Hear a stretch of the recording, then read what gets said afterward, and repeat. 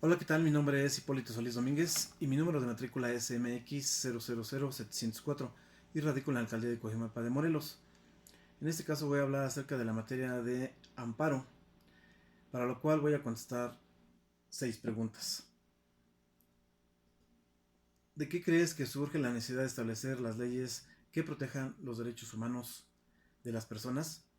Cuando hablamos de la palabra derecho, hacemos hincapié en la legalidad, la justicia y en la certeza jurídica, estableciendo conforme a las reglas de la conducta del ser humano en sociedad, por lo que los derechos humanos son del hombre, de cada persona, y el hombre es el único destinatario de tales derechos. Por ello se reclama reconocimiento, respeto, defensa y promoción de parte de todos, especialmente de la autoridad.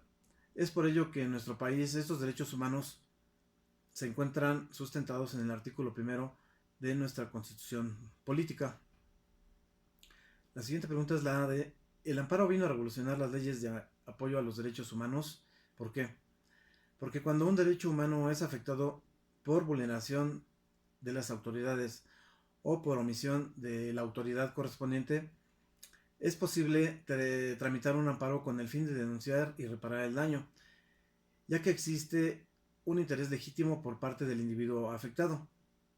De tal manera que es importante considerar la trascendencia que han tenido los derechos humanos, pues no son garantías sin relevancia, sino elementos que han trascendido con el paso del tiempo y por lo tanto constituyen un logro para la sociedad. La siguiente pregunta es la de: ¿consideras que la jurisprudencia que se tiene en los casos de violencia contra la mujer en tu estado cumplen con lo que se establece? ¿Por qué? Considero que no se cumple con lo que se establece, ya que el aumento en la violencia de género cada vez es mayor. Por ejemplo, en el Estado de México, los casos de violencia contra la mujer son cada vez mayores y el proceso de investigación de la mayoría de estos casos presenta diversas irregularidades por parte de las autoridades que violan los tratados internacionales, como son los de la Convención Interamericana de Derechos Humanos, a personas que han sido víctimas de violencia a estos derechos fundamentales. La siguiente pregunta es la de: ¿cuál es la importancia de conocer específicamente en qué consisten los amparos indirectos y los de modalidad directa? ¿Afectaría no elegir el correcto en un caso? ¿Por qué? El amparo directo es un modelo apropiado para hacer frente a actos y omisiones de la autoridad que vulneran los derechos de las personas. Estos actos de autoridad se encuentran estipulados en el artículo 107 de la Ley de Amparo. Asimismo, los requisitos mínimos con los que se debe de contar, con los que debe de contar una demanda de amparo indirecto se encuentran estipulados en el artículo 108 de la misma ley. Por su parte, el amparo directo va a combatir cualquier sentencia de un tribunal. Este puede ser estatal, federal o puede ser del ámbito civil, laboral, penal o administrativo.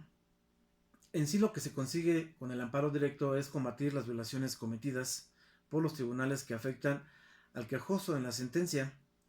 Es de suma importancia saber elegir el tipo de amparo que debemos de promover de acuerdo al caso que se nos presente, si no, de lo contrario afectaríamos gravemente a nuestro cliente. La siguiente pregunta es la de: ¿cuál es tu opinión sobre la medida de aseguramiento y garantía? Pienso que la medida de aseguramiento es una medida razonable y legítima que está encaminada a garantizar la comparecencia del imputado al proceso, como también de asegurar el cumplimiento de la eventual sentencia condenatoria que se llegara a pronunciar. Si esta medida el juez de control de garantías, sin esta medida el juez de control de garantías carecería de un medio preventivo y eficaz para procurar la comparecencia del procesado y el cumplimiento efectivo de la pena. Con esta medida de aseguramiento se rodea de garantías tanto a la víctima como a la sociedad.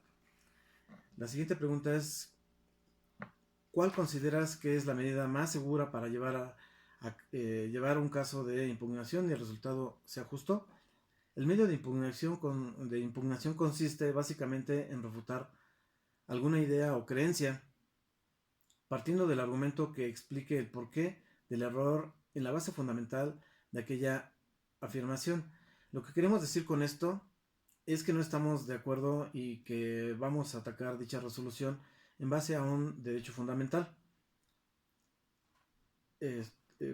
Por lo que la medida que se lleve a cabo en un caso de impugnación será la que proceda de acuerdo a la medida establecida por la autoridad, la cual establece como medios de impugnación los de revisión, queja, reclamación e inconformidad. Todos estos recursos, así como los escritos y promociones que se realicen en ellos, se podrán presentar de forma impresa o electrónica.